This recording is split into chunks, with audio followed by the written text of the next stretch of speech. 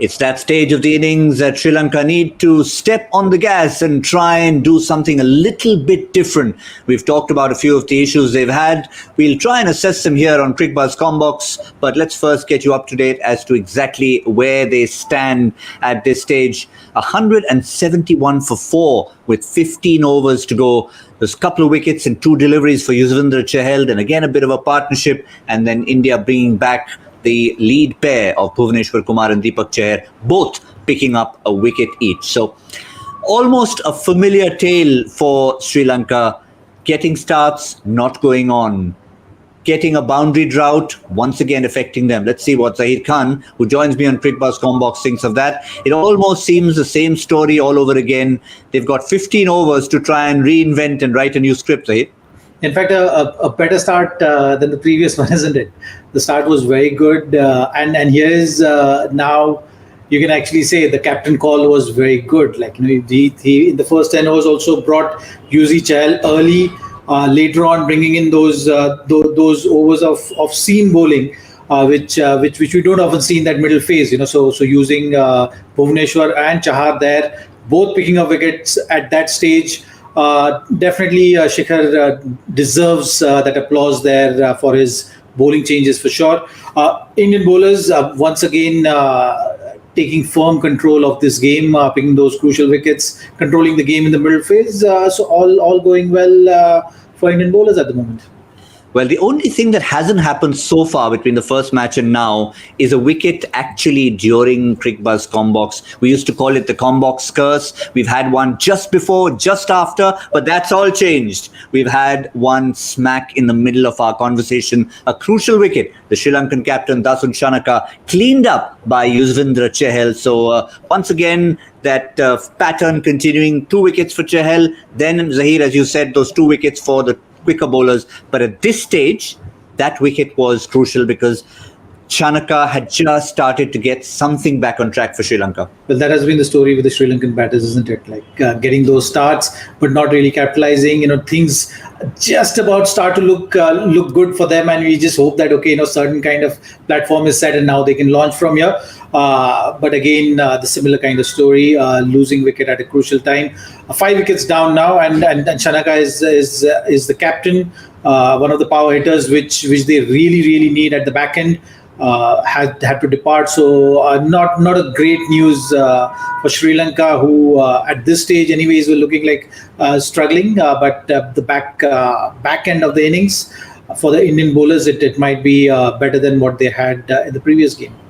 Yeah, Asalanka played well in the previous game. Hasaranga, a lot expected of him, and we saw Karunaratne can do some damage at the back end. But once again, they're relying on the back end to try and rescue them rather than capitalize on a platform. That boundary drought, Zaheer, once again, 97 deliveries at one stage. That's huge, and particularly huge because it's not that you've lost 5 wickets. If you lose 5 or 6 wickets, yes, you'll have a boundary drought. But without losing wickets, not to hit boundaries. And also, there are a couple of things playing on Sri Lankan batters as well. When you're batting first, you have to actually set the total, which is going to give you that confidence of winning that game. And when you're playing against India, that par score is always a touch above par, and that is something which was playing on Sri Lankan batters' mind for sure. At the beginning of the game, you saw they were wanting to be aggressive and looking at that maybe 300 plus mark. And that's what happens, So when you're trying to be over aggressive, and the bowling in the middle phase as good as India's bowling, with a clear plan, the experience, able to dry up those boundaries, which in turn puts that pressure and results in wickets. So that is something has been the story repeating in this game. But Indian bowlers will be very happy with the kind of processes which they've been putting in place and consistently doing that. We did speak about setting that reset, pressing that reset button before this game. I'm sure, barring that initial phase of the game, Indian bowlers will be very happy with the way they've gone about doing their business. Perhaps the only one who won't be delighted, maybe Kuldeep Yadav. Between Kulcha, they picked up 4 wickets the previous game, 3 for Yuzvendra Chahal today. But Kuldeep Yadav, not that he's bowled badly, but just would like a wicket under in that column to give him that extra confidence. Correct, but I wouldn't look too much into it. Like, on the whole, as a bowling unit, things have been falling into place nicely. Like I said earlier, I like the bowling changes as well today. It's not the standard a stack up of overs which we see usually from the Indian side, bowling those first 10 overs of seamers, then the spinners coming into play, maybe Hardik bowling those couple of overs. It was a different kind of stack up of overs, and that's what I really liked. The Shikhar went with the game. He went with the flow of the game.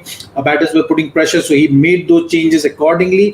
Didn't really have a set pattern in mind, which is a really fresh a move to see on the cricket field.